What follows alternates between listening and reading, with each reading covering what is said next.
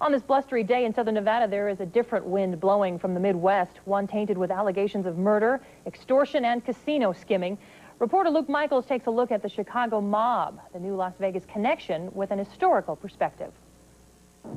This is Chicago, a city that has many different facets to offer. Culture, sports, nostalgia, most of all, organized crime.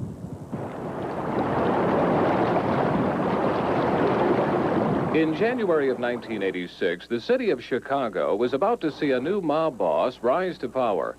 According to federal authorities, Joe Ferriola slipped into the position of controlling a criminal enterprise that stretched from Chicago to Las Vegas to Los Angeles.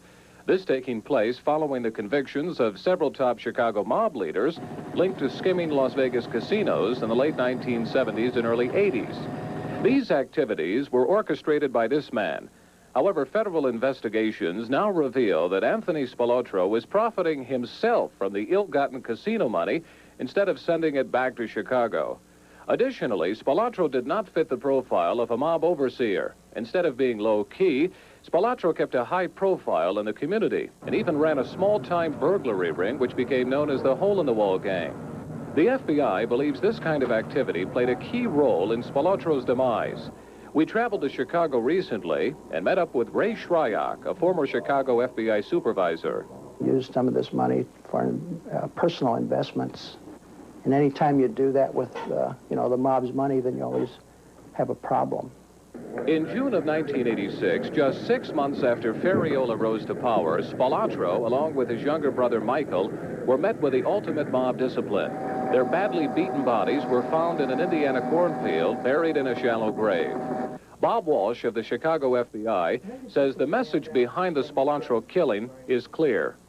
The message seems to be either that they suspect someone is cooperating with law enforcement, or that they suspect someone has stepped out of line, or someone is stealing.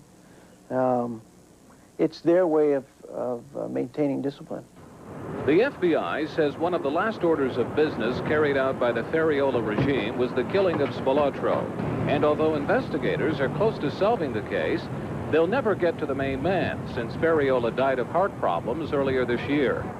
In our next report, we'll show you who authorities believe is the new Chicago mob boss, and we'll introduce you to the man who is suspected of overseeing mob interests in Las Vegas. Luke Michaels, Channel 13 News.